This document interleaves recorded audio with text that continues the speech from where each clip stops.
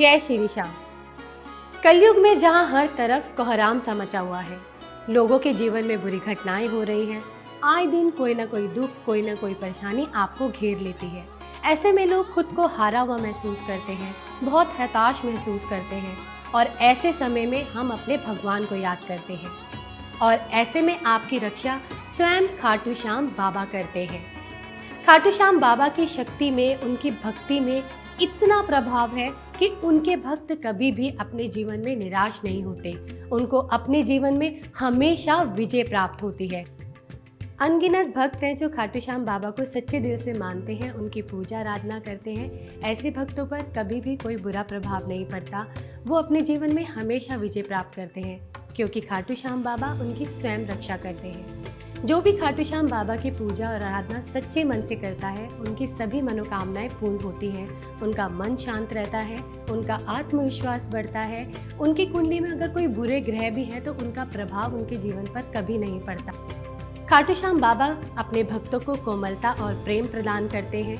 खाटू श्याम बाबा की पूजा से आपके करियर में सफलता मिलती है, आपको व्यवसाय में सफलता मिलती है, आप मोक्ष को प्राप्त करते हैं। आपके जीवन में अगर आपसे कोई गलती हुई है या पिछले जन्म के आपके कोई कर्म है तो उनका प्रभाव भी आपके जीवन पर कभी नहीं पड़ता। ऐसे अनगिनत भक्त जो श्री श्याम बाबा को सच्चे दिल से मानते हैं, उनकी पूजा करते हैं, उन भक्तों के लिए हम लेकर आए हैं श्री श्याम इच्छा पूर्ति विजय कवच, जिसमें आपको मिलती है श्याम बाबा की निशानियां और उनके पूजन की सामग्री जो आपके जीवन से दुखों को कम करती है और आपके जीवन में हार को श्याम बाबा की कृपा से विजय में बदलने की ताकत रखती है। श्री श्याम इच्छा पूर्ति विजय कवच, जिसमें आपको मिलता है ध्वज, केसर इत्र, लॉकेट, श्री श्याम बाबा की मूर्ति, आसन, मोर पंख, अष्टगंध केसर तिलक, केसर जल और कलावा। ध्वज बाबा श्याम की विजय का प्रतीक है। ये चिन्ह उस धर्म की विजय का प्रतीक है जिसके लिए श्री श्याम बाबा ने अपने शीश को दान किया था। लाल कपड़ा आप आसन के रूप में इस्तेमाल कर सकते हैं। खाटू श्याम बाबा की मूर्ति, ये तो स्वयं खाटू श्याम बाबा की प्रतिमा है, इसे आप अपने घर के मंदिर में स्थापित करें। मोर पंख जो स्वयं श्री कृष्ण के माथे पर विराजमान है और इस कलयुग में श्याम बाबा उन्हीं का अवतार है, इसलिए आप मोर पंख को श्री श्याम बाबा की मूर्ति के साथ ही रखें। अष्टगंध केसर तिलक, इससे आप बाबा का तिलक करें। केसर इत्र, इसे आप बाबा को अर्पित करें और अपनी मनोकामनाओं को बाबा से कहें। लॉकेट, इस लॉकेट में श्याम बाबा के उन 3 तीरों का जोड़ है जिसे धारण करने से आपके जीवन की दुर्बलता दूर होती है। श्याम बाबा का आशीर्वाद स्वयं आपको मिलता है, आपकी सभी कठिनाइयाँ, सभी कष्ट दूर होते हैं। इस लॉकेट को आप अपने गले में धारण करें। हारे का सहारा बाबा श्याम हमारा। श्री श्याम बाबा को हारे का सहारा क्यों कहा जाता है? कौन है श्याम बाबा? वैसे तो खाटू श्याम बाबा के अनेक नाम हैं, लेकिन उनका बचपन से नाम बर्बरीक था क्योंकि उनके जो बाल थे वो बब्बर शेर की तरह थे, इसलिए उनका नाम बर्बरीक रखा गया। वो महाबली भीम के पौत्र और घटोत्कच और मूर्वी के पुत्र थे। श्री कृष्ण ने उनका मार्गदर्शन किया, इसलिए श्री कृष्ण उनके प्रथम गुरु बने। शिवजी की भी उन्होंने कठिन तपस्या की, जिससे शिवजी ने प्रसन्न होकर उन्हें 3 तीर वरदान में दिए जो दुनिया का सर्वनाश करने के लिए काफी थे। माँ दुर्गा की पूजा से उन्हें धनुष प्राप्त हुआ, लेकिन उन्होंने अपने गुरु और माता को वचन दिया था कि वो सिर्फ हारे हुए पक्ष की तरफ से ही हमेशा युद्ध करेंगे। जब महाभारत का युद्ध आरंभ होने जा रहा था तो वो युद्ध के लिए निकल पड़े, लेकिन भगवान श्री कृष्ण को तो पता था कि बर्बरीक का युद्ध लड़ना उचित नहीं होगा, वो सिर्फ हारे हुए पक्ष की ओर से ही युद्ध करेंगे और इस तरह से जब भी कोई पक्ष हारेगा तो उन्हें हारे हुए पक्ष में युद्ध करना पड़ेगा, चाहे वो शत्रु पक्ष क्यों ना हो।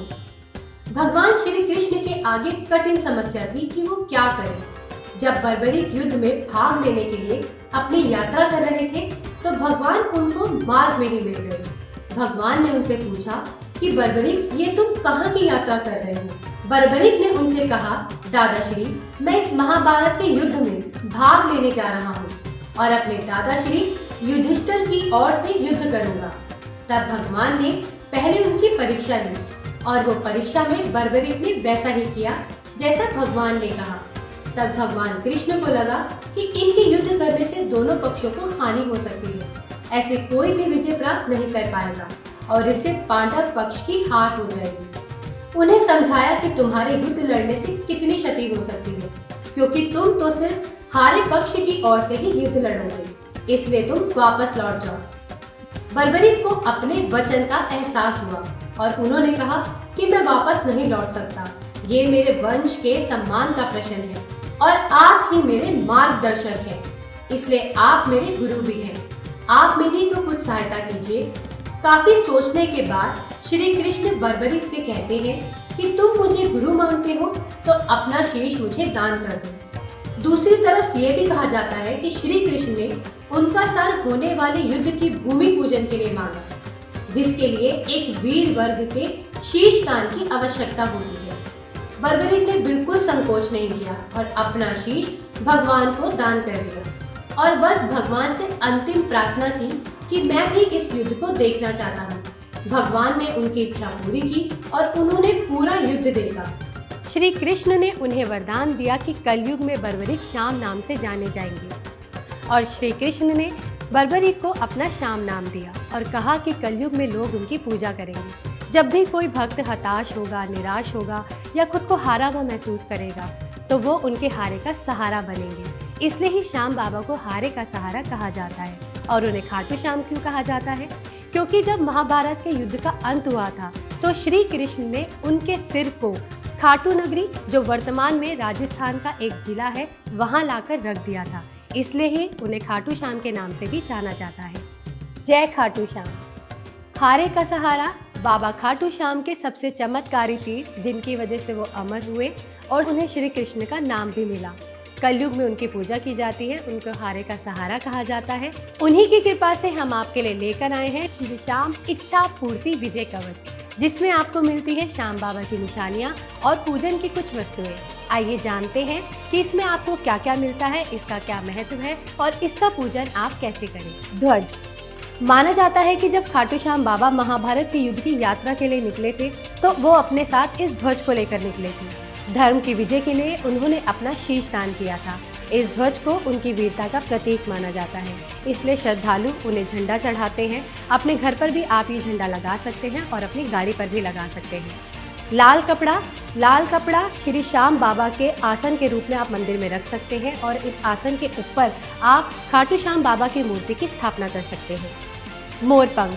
मोरपंख को आप खाटू श्याम बाबा की मूर्ति के साथ ही रखें। कलयुग में इन्हें श्री कृष्ण का अवतार कहा जाता है और इसलिए भी इन्हें मोरपंख चढ़ाया जाता है। अष्टगंध केसर तिलक, इससे आप खाटू श्याम बाबा का तिलक करें। केसर इत्र, इसे आप खाटू श्याम बाबा को अर्पित करें और अपनी मनोकामना को खाटू श्याम बाबा से कहें। लॉकेट, इस लॉकेट में है खाटू श्याम बाबा के उन 3 तीरों का जोड़, जिसे धारण करने से आपके जीवन की दुर्बलता दूर होती है, आपकी सभी मनोकामनाएं पूर्ण होती हैं, आपके जीवन से सारे कष्ट और सारे दुख दूर होते हैं। इसे आप अपने गले में धारण करें। जय हो खाटू नरेश की। खाटू श्याम देशों में नहीं प्रदेशों में भी बहुत प्रसिद्ध है। जो भी व्यक्ति दुखों से परेशान है, भौतिक दैविक तपों से पीड़ित है, उसकी पीड़ा खाटू श्याम बाबा हरते हैं। आपकी हर मनोकामना, हर विनती खाटू श्याम पूरी करते हैं। इसी आशीर्वाद को पाने के लिए आज ही मंगवाए ये दिव्य किट, जिसमें मिलती है आपको श्याम बाबा की निशानियाँ। और आज ही दिए गए नंबर पर कॉल करें और मंगवाएं श्री श्याम इच्छा पूर्ति विजय कवच। जय हो खाटू नरेश की।